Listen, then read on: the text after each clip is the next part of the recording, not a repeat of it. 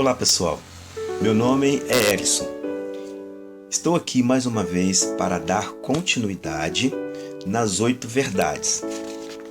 Recapitulando, a primeira verdade, falamos que Jesus é eterno. A segunda verdade, tornou-se homem.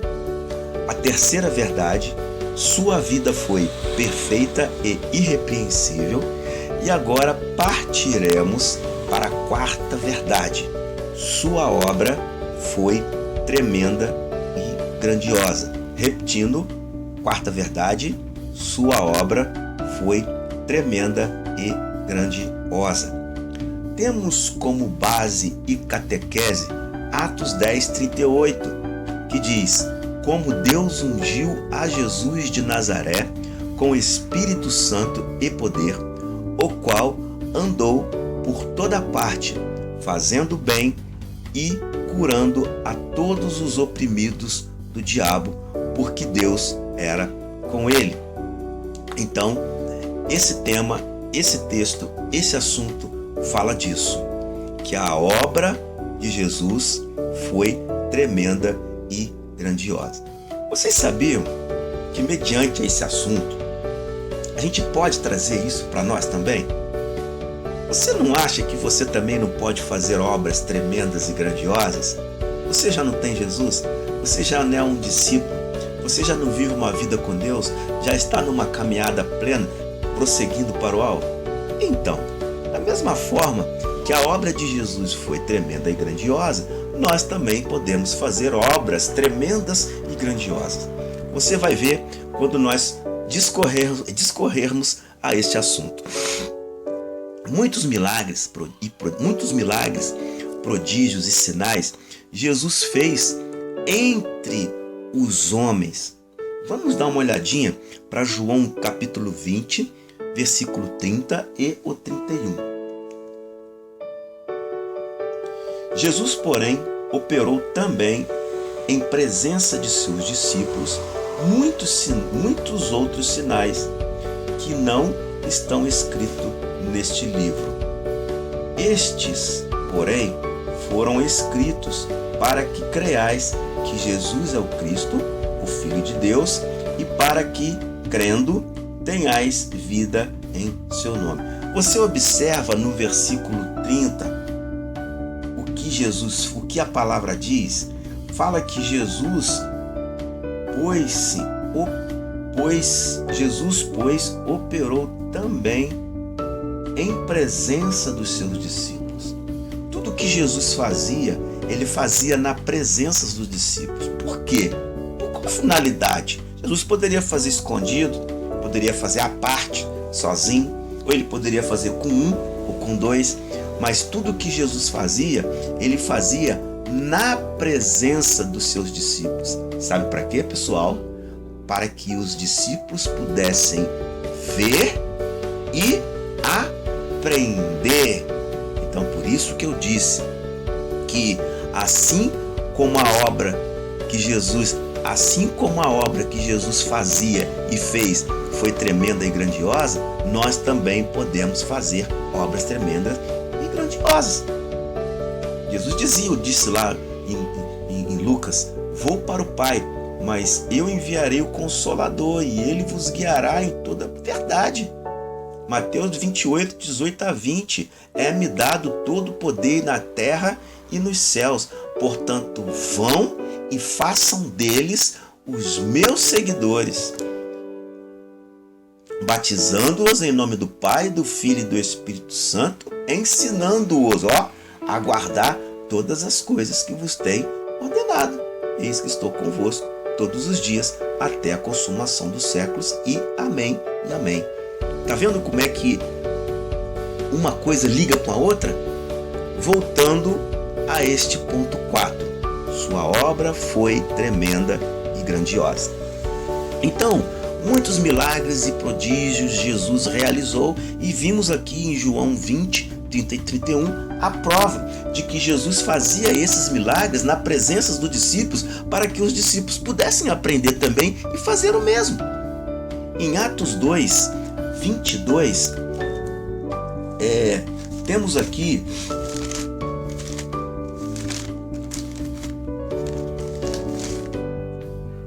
Atos 2, 22, temos aqui o discurso de Pedro. E nesse discurso, que é um pouco longo, eu não vou ministrar e ler o discurso todo, que muitos de vocês já sabem que discurso é esse. Eu vou pegar apenas o versículo 22 como base para esse assunto. Versículo 22 do capítulo 2. Varões israelitas, é Pedro falando, escutai estas palavras. A Jesus o Nazareno, varão aprovado por Deus entre vós, com maravilhas, prodígios e sinais, que Deus por ele fez no meio de vós, como vós mesmos bem sabeis. Olha só a ênfase que eu dou nesse versículo 22. Varões israelitas, Pedro falando, escutai essas palavras. A Jesus Nazareno, varão aprovado, ou seja, irrepreensível, sem culpa, sem dolo, sem mancha. Ele foi aprovado por Deus. Para quê? Para realizar, como Pedro disse, prodígios e sinais e maravilhas. Então isso é para nós também. Lá em Atos 10, 38, também tem algo precioso, aonde a palavra diz que como Deus ungiu a Jesus de Nazaré com o Espírito Santo e com virtude, ou seja, com poder, o qual andou fazendo bem e curando a todos os oprimidos do diabo, porque Deus era com ele. Eu gosto de destacar algumas palavras no texto para que fique bem mais prático e revelativo e fácil de nós entendermos. Vou repetir. Como Deus ungiu a Jesus de Nazaré com Espírito Santo e com virtude. Espírito Santo e com poder, em algumas versões. Virtude é o conjunto daquilo que é bom. Eu gosto muito de ficar traduzindo palavra do grego para o aramaico, do aramaico para o latim, do latim para o português, porque fica mais fácil. Só que eu não vou ficar detalhando isso aqui, porque isso aqui é um estudo muito simples. Mas virtude vem da palavra virtuos. No latim significa virtuos. Que quando você vem traduzindo do grego para o hebraico, você vai chegar numa palavra que você vai achar estranho. Arte. Mas nós não vamos entrar nesse detalhe. Vamos voltar para o texto, vamos voltar para o versículo 38 e ficar com essa palavra que está aqui. Que Deus ungiu a Jesus de Nazaré. Da mesma forma que Deus ungiu a Jesus de Nazaré, nós também fomos e somos ungidos por Deus. Para poder o quê? Pregar o Evangelho, expulsar demônios, curar enfermos, levantar os cativos, tirar os oprimidos do diabo, porque Deus não só era com Jesus, mas Deus também é conosco. Existe até uma canção que eu vou tentar fazer uma palhinha dela, que diz assim: como Deus ungiu a Jesus de Nazaré com o Espírito Santo e poder, o qual andou por toda parte fazendo o bem e curando a todos os oprimidos do diabo, porque Deus era com ele, Deus era com ele, Deus era com ele, porque Deus era com ele, Deus era com ele, Deus era com Jesus. Entende? Existe essa canção, que não é minha, é do Daniel de Souza. Vocês podem entrar aí na internet e procurar esse cântico, que vocês vão ouvir. Esse cântico é muito lindo. Então vamos continuar aqui. Ele pregava e ensinava com graça, curava enfermos, expelia demônios, ressuscitava mortos, mas não pela sua força, mas sempre em dependência do poder do Espírito Santo. E o Espírito Santo, e o Senhor me ungiu para pregar. Vamos ver lá em Lucas 4:18, o que diz? O que diz lá? Lucas 4:18 diz assim: o Espírito do Senhor é sobre mim, pois que me ungiu para evangelizar os pobres, enviou-me a curar os quebrantados de coração, a apregoar liberdade aos cativos e dar vista aos cegos, a pôr em liberdade os oprimidos e anunciar o ano aceitável do Senhor. O Asaf canta: o Espírito do Senhor está sobre mim, pois Ele me ungiu para pregar e boas novas aos quebrantados de coração curar. Pontinho, pontinho, pontinho, e vamos prosseguir. Então, é tremendo este assunto. Que tremendo é esse Jesus.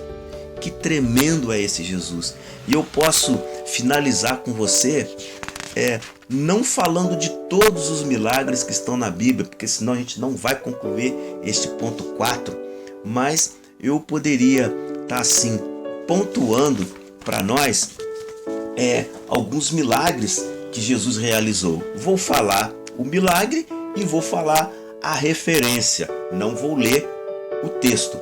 Fica assim então, alguns milagres que Jesus realizou que eu e você, pela fé em Cristo, podemos também realizar. Lá em João 4, lá em João 2, do 1 ao 11, fala que Jesus transformou a água em vinho. Lá em João capítulo 4, versículo 46 ao 54, fala que Jesus ele trouxe cura para o filho de um oficial em Caná.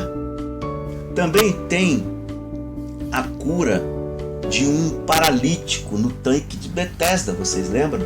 João 5, do 1 ao 9. Tem também outra cura que Jesus realizou, a primeira pesca maravilhosa. Está lá em Lucas capítulo 5, do 1 ao 11. Também tem outra que eu posso dizer para você, a cura da sogra de Pedro, que está lá em Mateus 8, de 14 e 15. Também subreferência, Marcos 1, 29 a 30. Outra subreferência, Lucas 4, 38 e 39. Tem mais um. A purificação de um leproso. Está lá em Mateus 8, 2 a 4. Subreferência, Marcos 1, 40 a 45. Subreferência, Lucas 5, de 12 a 16. Só mais duas.